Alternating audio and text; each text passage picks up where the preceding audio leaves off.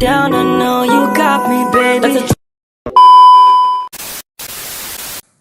Assalamualaikum warahmatullahi wabarakatuh. Kembali lagi bersama saya Zara Febrilia. Di sini saya akan menerangkan networking model. Di sini materi yang kita akan jelaskan ada konsep TCP/IP model, encapsulation and decapsulation, name of TCP/IP messenger, ASI layers model.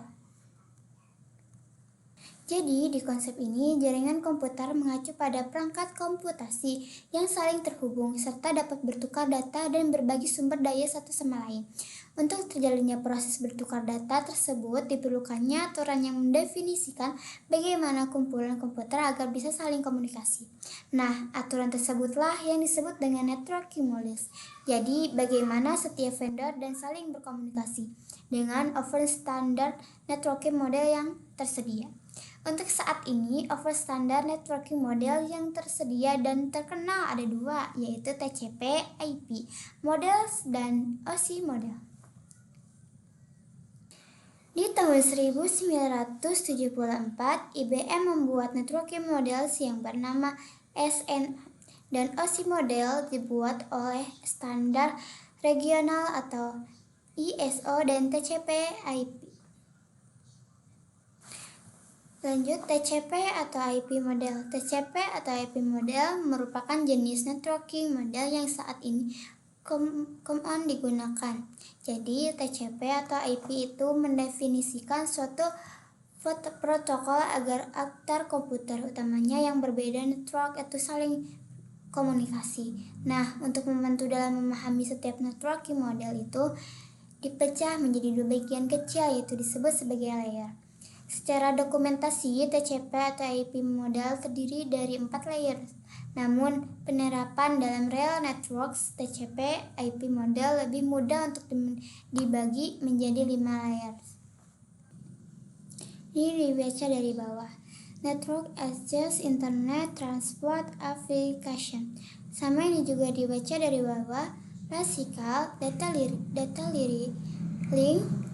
Network, Transport, dan Application. Dan jadi kita akan bahas yang pertama tadi itu ada application layer. Sini networking models adalah sebuah model atau referensi dalam pengembangan dan pemahaman komunikasi data pada jaringan komputer. Secara sederhana penjelasannya seperti ini: jaringan komputer adalah sesuatu yang rumit dan kompleks, baik itu dari perangkat-perangkatnya, media penghubungnya, sampai pada aplikasi yang berjalan di dalamnya. Dan perangkat-perangkat tersebut biasanya diproduksi oleh vendor yang berbeda-beda, seperti Etherboard, ada yang diproduksi MikroTik dan Cisco. Kemudian web browser ada yang dibuat oleh Google dan Mozilla, dan lainnya.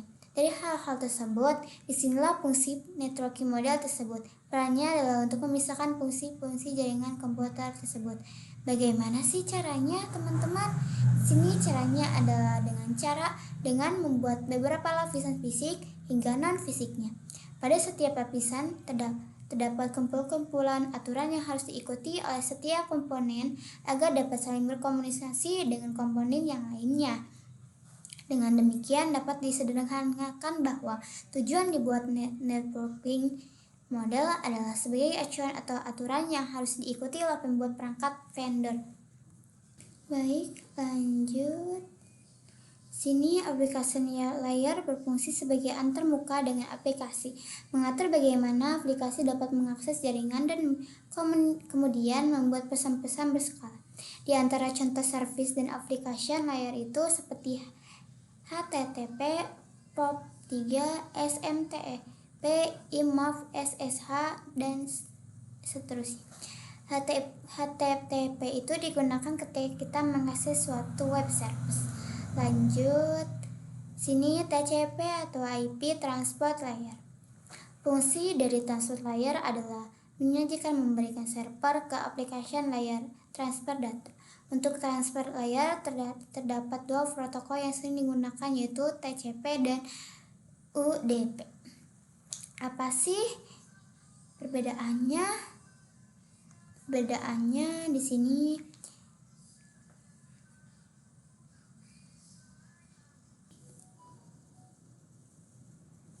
salah satu mekanisme yang disediakan oleh transfer layer khususnya pada TCP itu adalah error reversing mechanism. Protokol TCP dan TCP digunakan untuk IP karena server error checking. UDP is more faster. UDP digunakan untuk video streaming, games, dan aplikasi lain yang membutuhkan kecepatan data. TCP IP Network Layer. Untuk network layer hanya terdapat satu contoh yaitu IP. Dan IP menyediakan dua fitur yang sangat penting yaitu ad sharing dan routing yang dimana berfungsi untuk menangani koneksi dan pemeliharaan jalur. Setiap perangkat jaringan memerlukan alamat unik di jaringan. 1. Addressing. Jadi kalau yang addressing itu bahwa IP address itu sendiri, yaitu memberikan nama pada perangkat di jaringan komputer. Yang kedua, routing. Routing salah satu fitur yang disediakan pada IP di bagian network layer yang bekerja layaknya kantor pos mencari rute tercepat untuk sampai tujuan. Kita bahas nomor 1 yaitu addressing. Tadi di sini ada setiap perangkat jaringan memerlukan alamat unik di jaringan. Seperti ini contohnya ada komputer 1, 192.158.1.1 dan komputer 2 di sini ada 1.192.158.1.2.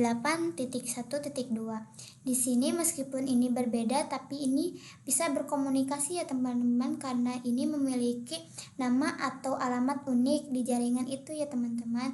Lanjut kita bahas nomor 2 yaitu routing. Nomor 2 yaitu routing. Contohnya di sini ada ini membahasnya seperti paket ya teman-teman. Di sini itu ada di titik awalnya kita akan mengantarkan paket ke pos 1, kita akan memilih jalan yang terdekat untuk mengantarkan si paket ini ke tempat pembeli ya, yaitu yang memilih jalan yang terdekat ya teman-teman. Ini juga sama teman-teman. Yang kedua ini dari tempat asalnya kita akan mengantarkan paket yaitu ke memilih jalan yang terdekat yaitu dari pos 1 ke si rumah pembeli tersebut ke jalan ini ya teman-teman. Lanjut, detailing layer and physical layer. Detailing layer mendefinisikan protokol yang dibutuhkan pada physical layer. Salah satu fitur pada detailing layer ialah PCS atau frame check squash, yaitu error detailing. Mekanisme hanya mendeteksi error tanpa recovery. Addressing yang digunakan pada detailing layer adalah MH address. Physical layers mendefinisikan cabling pada suatu jaringan komputer. Saya mendefinisikan secara fisik ya apa yang digunakan untuk menghubungkan antar device. Seperti ini, di sini ada komputer, di sini itu contohnya di sini akan menghubungkannya memakai kabel apa, tanpa kabel apa, memakai kabel ya teman-teman. Lanjut, sini ada encapsulation and decapsulation. Encapsulation itu proses membungkus data dengan header pada data di setiap layernya. Adapun decapsulation maka itu sebaliknya.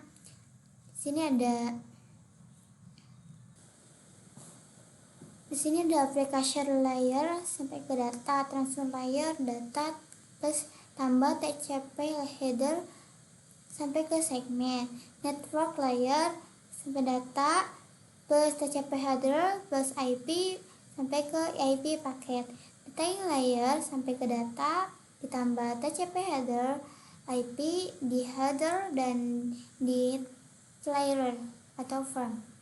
Lanjut, di sini ada OSI model dan konsepnya. Untuk saat ini, model yang sering digunakan hanya TCP dan IP saja teman-teman. Karena untuk dari sisi perkembangan protokolnya, modelnya TCP dan IP ini lebih dominan dibanding OSI layer. Namun OSI layer biasa dipelajari karena mudah dipahami. Sebelum networking model ada, setiap vendor membuat atau memiliki networking modelnya masing-masing, teman-teman. Karena setiap vendor memiliki networking model yang berbeda-beda, maka komunikasi antar vendor sulit dilakukan. Jadi usaha untuk membangun suatu jaringan komputer sangat gede ya teman-teman. Banyak vendor tadi itu bagaimana upaya agar tetap bisa berkomunikasi dengan baik antar vendor satu dengan vendor yang lainnya. Oleh karena itulah dibuatlah sebuah model atau sebuah standar atau spesifikasi minimum oleh ISO, International Organization for Standardization Horizontal pada tahun 1984, yaitu dengan nama OSI, Open System Interconnection, atau bisa juga disebut OSI 7 Layer Models. Sini ada OSI Models Layer, teman-teman. Di sini terdapat 7 lapisan layer pada model OSI ini. Di sini ada 1 application layer, 2 presentation layer, 3 session layer, 4 transfer layer, dan 5 network layer, 6 detailing layer, dan 7 physical layer. Di sini ada flower layer berkaitan dengan user interface, data formatting, dan communication session 1 sampai 4, teman-teman. Di sini ada over layer berkaitan dengan bagaimana data itu mengalir, 5 sampai 7, teman-teman. Di sini ada OSI model versus TCP atau IP model. Di sini ada L7PDU, di sini ada application.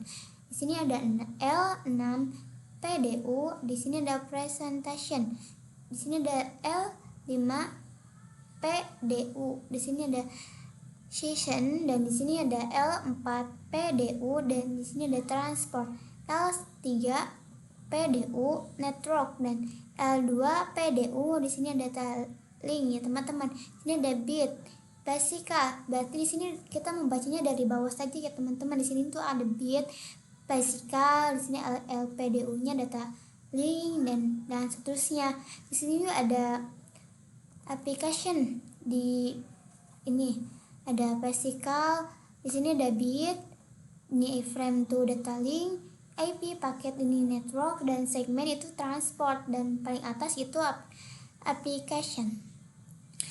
Oke, sekian materi dari saya. Kalau ada kesalahan maaf teman-teman. Wassalamualaikum warahmatullahi wabarakatuh.